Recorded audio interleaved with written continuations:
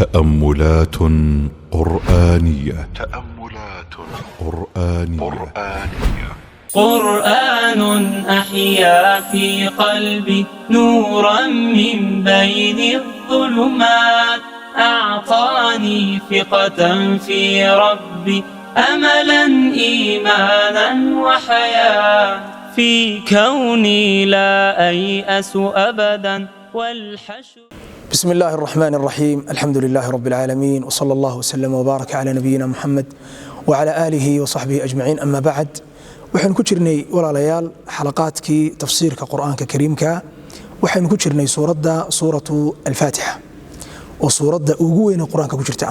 suurad runtii cajiiba, suurad la yaab badan leh, suurada quraanka suurkiisa 114 suuradood, suurada ugu weyn, suurada ugu dheer maaha, suurada ugu dheer suuratu al-Baqara waa suurada ugu weyn, macnaha ay koobsanaysa iyo faa'iidada ku jirta.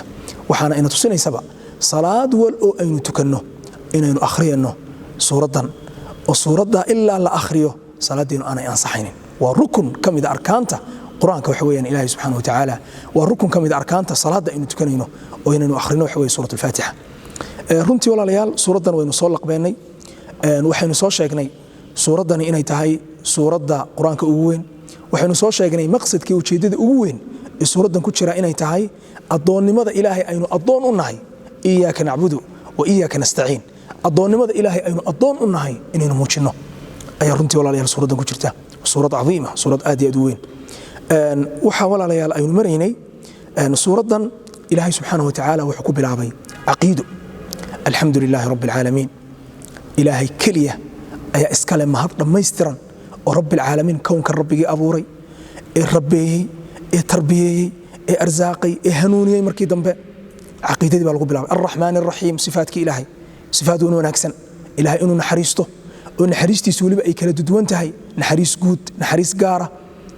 bacdeen maalik yowm iddiin, ilaahay subxaanahu wa tacaala inuu hantiyo oo maalik u yahay waxa weeyaan aakhiro oo dhan, oo ilaahay keliguu iska leeyahay subxaanahu wa tacaala, oo cid kale oo maalinkaa mulki iyo boqortooyo sheeganaysa inaanay jirin.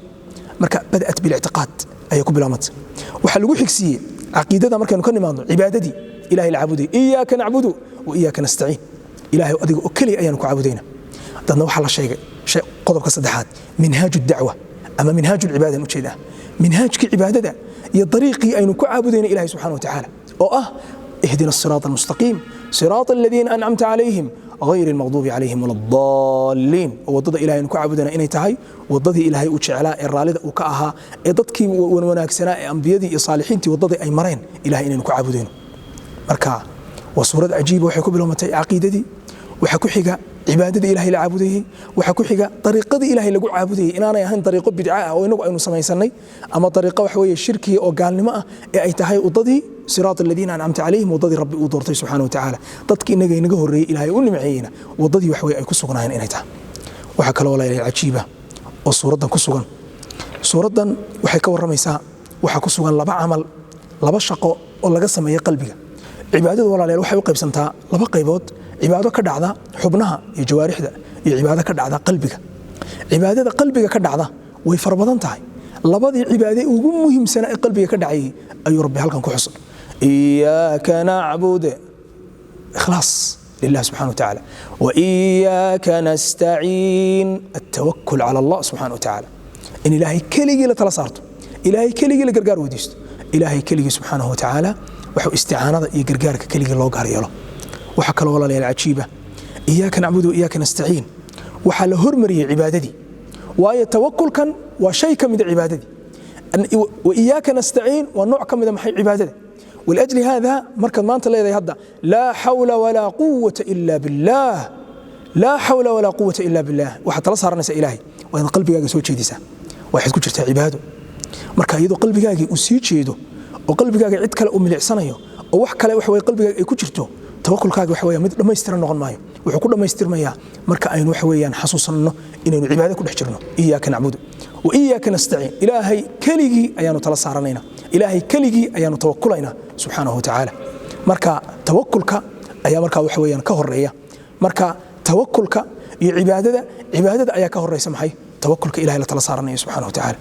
walaalayaal waxaa kaloo cajiiba oo suuraddan ku sugan waxdat lumma, ummaddu inay noqoto mid keliya oo aanay iskhilkhilaafin, إياك نعبد أنك أردن الأمة المسلمة أمة مسلمة أنت كتر لك تاي وحي عبودي سهل ربي وإياك نستعين أمة مسلمة أنت كتر لك تاي إلهي أكلي أي تلصارنيا marka maad oran iyaaka a'budu ilaahay adiga ayaan ku caabudaya anigu dadka kale waxba igama gelin la na'budu annagu dhammaan muslimiinta nahay ilaahay adiga baan ku caabudayna wa iyaaka nasta'in marka wahdatul umma waajib ay tahay ummadu mar hadii rabbigood mid kale uu yahay oo ilaahoodu mid kale uu yahay oo cid loo tukanayo mid kale uu yahay inaan iskhil khilaafin wala tanaazacu fatafshalu wa tadhhab riihukum wasbiru waxa kale oo walaalayaal ku sugan suuradan oo ilaahay subhanahu wa ta'ala walaalayaal ku sheegay suuradan waxa يعني عجيبة أو كسوغان يعني مثلا مركو إلهي كورمي آخره مالك يوم الدين وحل إلهي سبحانه وتعالى مالك كاس ومالك إلهي أدون كان ومالك وبقر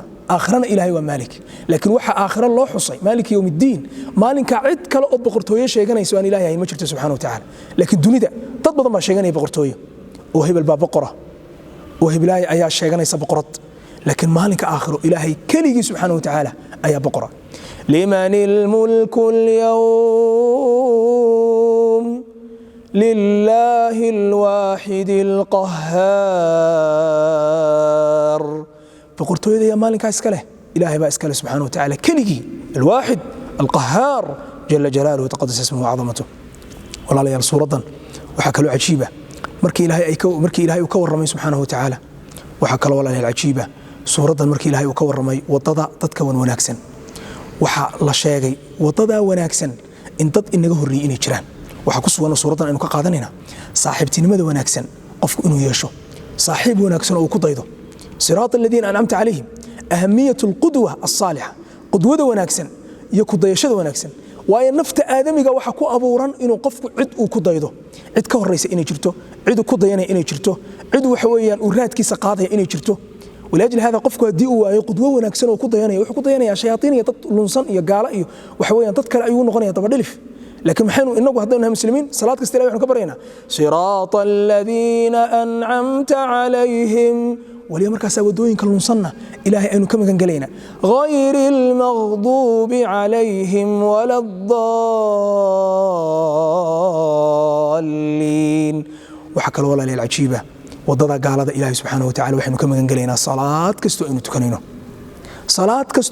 ilaahay waxaynu ka magan galeynaa ilaahay wadada yahuudda iyo wadada kristanka ilaahay naga badbaadi haddana walaalayaal waxa ayaan darro ah dad muslimiin oo salaadii ilaahay ka baryaya salaad kasto ay tukadaan ilaahay wadada gaalada naga badbaadi oo haddana macaada qalbiyadoodu ay la jiraan gaaladii oo dhaqamadoodu ay yihiin dhaqankii gaalada marka walaalayaal in ilaahay subhanahu wa ta'ala aynu ka yaabno ilaahay aynu ka baqanno oo quraanka hadii habeen ilaahay aynu ka baryanay aynu ku ducaysanayno ilaahay wadada wanaagsan nagu hanuuni wadada gaaladana ilaahay naga badbaadi sida ilaahay aynu uga baryanay carabkeena maalin kasta ilaahay uga baryo ilaahay wadada gaalada naga badbaadi in qalbiyadeena aynu ku beerno ubadkeena aynu ku beerno wadada gaalada inaynu khilaafno gaala inaynu jeclaan gaala inaynu wax weey raacin tabadilif in aynu u noqon in ilaahay subhanahu wa ta'ala diintiisa aynu ku faano إنه كفانا ما هو إنه كفانا دين إلهي سبحانه وتعالى بارك الله فيكم سورة المعاني بدن بالك قادني لكن إنهاس أي نكوك أفتومنا بإذن الله وجزاكم الله خيرا وصلى الله على نبينا محمد وعلى آله وصحبه أجمعين.